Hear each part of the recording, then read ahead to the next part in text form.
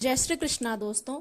अष्टावक्र गीता के दूसरे प्रसंग में राजा जनक को जब आत्मानुभूति हो जाती है तो उसी आत्मानुभूति की अभिव्यक्ति के क्रम में वे आगे कहते हैं, बोध मात्रो अहम अज्ञान उपाधि ही कल्पितो मया एवं विमृश्यतो नित्यम निर्विकल्पे स्थितिर्मम। अर्थात मैं बोध मात्र हूँ, किंतु मेरे द्वारा अज्ञान से उपाधि की कल्पना की गई है। इस प्रकार नित्य विचार करते हुए निर्विकल्प में स्थित हूं। अर्थात राजा जनक कहते हैं कि मैं बोध मात्र हूं, किंतु मेरे द्वारा जो अज्ञान से उपाधि की कल्पना की गई है, इस प्रकार नित्य विचार करते हुए मैं निर्विकल्प में स्थित हूं। राजा जनक अपनी आत्मानुभूति की अभिव्यक्ति के क्रम में कहते हैं कि मैं आत्मा होने से शुद्ध बोध हूं। आत्मरूप यह सृष्टि अखंड है, इसे खंड खंड में नहीं देखा जा सकता, क्योंकि आत्मा का खंडन नहीं किया जा सकता। इसलिए यह जो सृष्टि है वो आत्मरूप है और जो आत्मा है वो अखंड है। इसलिए इस सृष्टि को आप खंड खंड में भिन्न भिन्न पदार्थों में भिन्न भिन्न नहीं देख सकते हैं, क्योंकि इसकी उपयोगिता ही नष्ट हो जाती है, समग्र का सौंदर्य ही नष्ट हो जाता है। शरीर एक है, पूर्ण है, सुंदर है। इसके यदि सभी अंगों को भिन्न भिन्न मान लिया जाए एवं प्रत्येक का एक दूसरे से संबंध विच्छेद कर दिया जाए तो शरीर की क्या दशा होगी। आप स्वयं विचार करें, यदि एक मनुष्य का शरीर है तो उस पे यदि आप उसके अंगों को अलग अलग कर दें तो क्या वो मानव शरीर कहलाएगा? नहीं कहलाएगा। तो उसी प्रकार से इस सृष्टि का और आत्मा का जो संबंध है, लेकिन मनुष्य अपनी अज्ञानतावश उनको अलग अलग मानता है, उनमें भिन्नता मानता है। ऐसे ही दशा इस संसार की है।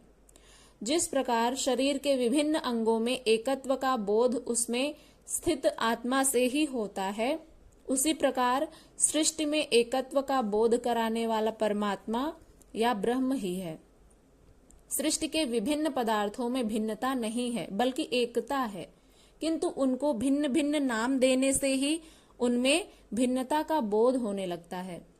ये भिन्न भिन्न उपाधियां अथवा नामकरण अज्ञान के कारण ही दिए गए हैं। हाथ, पांव, कान, आंख, नाक आदि भिन्न भिन्न नाम देने से पूर्ण मनुष्य का बोध नहीं हो सकता, लेकिन पूर्ण मनुष्य के बोध से इन सभी अंगों का बोध हो जाता है। जैसे इसको समझिए कि यदि शरीर का एक हाथ है, पैर है और धड़ है, तो इन अंगों को आप मानव शरीर नहीं कह सकते। हाथ को कोई मानव कैसे कह सकता है? लेकिन यदि मानव शरीर कहा जाए कि ये मानव है, तो मानव में उसके जो शरीर हैं वो भी प्रत्यक्ष दिखाई देने लगते हैं कि मानव तभी कहा जाएगा जब उसमें सभी का एकत्व होगा, संपूर्ण अंग जो हैं वो अपने अपनी जगह पर होंगे। तो इस प्रकार से जैसे सृष्टि के विभिन्न पदार्थों में भिन्नता नहीं है बल्कि एकता है, ठीक उसी प्रकार से ये भिन्न भिन्न उपाधियां नामकरण अज्ञान के कारण ही दिए गए हैं। लेकिन पूर्ण मनुष्य के बोध से इन सभी अंगों का बोध हो जाता है। इसलिए सृष्टि से परमात्मा खो गया।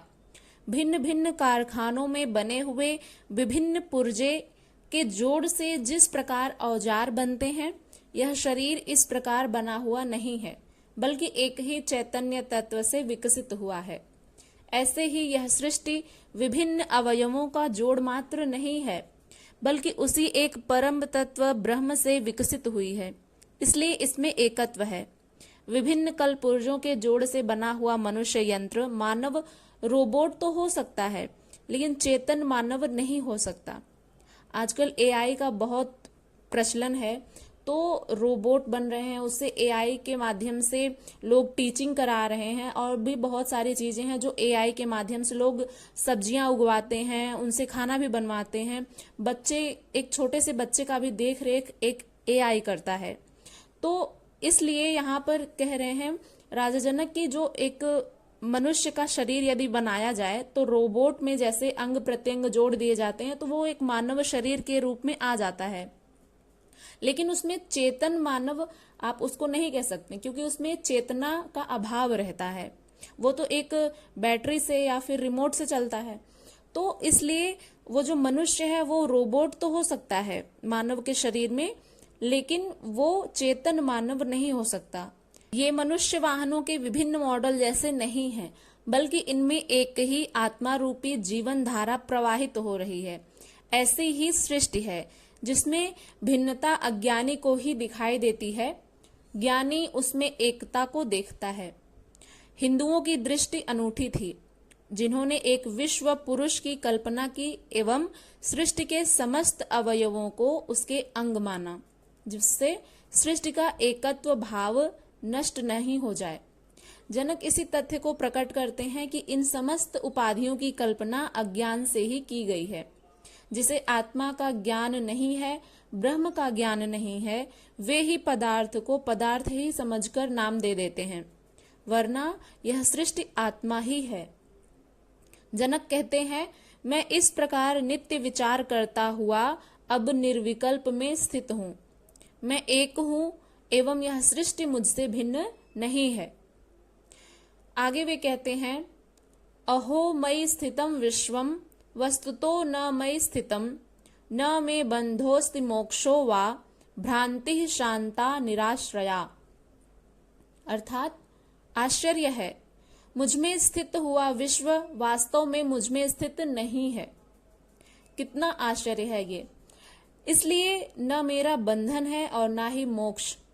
आश्रय रहित होकर मेरी भ्रांति शांत हो गई है। राजा जनक को एकत्व का बोध हो गया कि यह संसार और परमात्मा भिन्न नहीं है, परमात्मा अथवा आत्मा ही है। सारी सृष्टि उसी का फैलाव है। जब बंधन का अर्थ कोई दूसरा है जिसने बांध रखा है, वह हम मुक्त होने के लिए छटपटा रहे हैं। अज्ञान की स्थिति में मैंने संसार को आत्मा से भिन्न समझा था, इसलिए ये जो संसार है उससे मैं मुक्त होना चाहता था। किंतु अब मुझे ज्ञात हुआ कि यह आत्मा ही है, संसार है ही नहीं। क्योंकि अभी अभी हमने पढ़ा कि ये जो सृष्टि है वो आत्मा है, लेकिन अज्ञानवश हम उसको अलग अलग मान लेते हैं।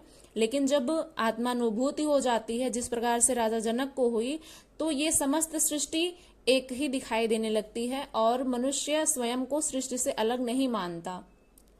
जब राजा जनक कहते हैं, किंतु अब मुझे जब ज्ञात हुआ है कि यह आत्मा ही है, संसार नहीं है, इसलिए अब कोई बंधन नहीं है। यह संसार जैसे अनेक अज्ञान के कारण दिखाई देता था, वैसे ही यह बंधन भी अज्ञान के कारण ही था। यह संसार मिथ्या था तो भी बंधन मिथ्या थे। जब बंधन है तो मोक्ष भी मिथ्या है। दोनों ही असत्य हैं। मैं आश्रय रहित हूँ, मेरा कोई आश्रय नहीं है, अतः इस अज्ञान रूपी बंधन और मोक्ष की भ्रांति दूर हो गई। क्योंकि यदि हम मोक्ष की कामना चाहते हैं तो यह भी एक तरह का बंधन ही है। क्योंकि जब हम स्वयं को बंधा हुआ महसूस करते हैं, तभी तो हमें मुक्त होने की जो कामना है वो जागृत होती है। इसलिए राजा जनक और ऋषि अष्टावक्र जी विशेष रूप से स्वर्ग, नर्क और बंधन, मोक्ष इत्यादि जो ये शब्द हैं, इन पर विशेष जोर देते हुए इनका खंडन करते हैं। क्योंकि जब हम स्वयं मुक्त हैं तो मोक्ष का तो सवाल ही नहीं उठता है कि हमें मोक्ष चाहिए। तो इसका जो अनुभव है वो कैसे होता है? गुरु के उपदेश से, गुरु के वचनों को सुनने से।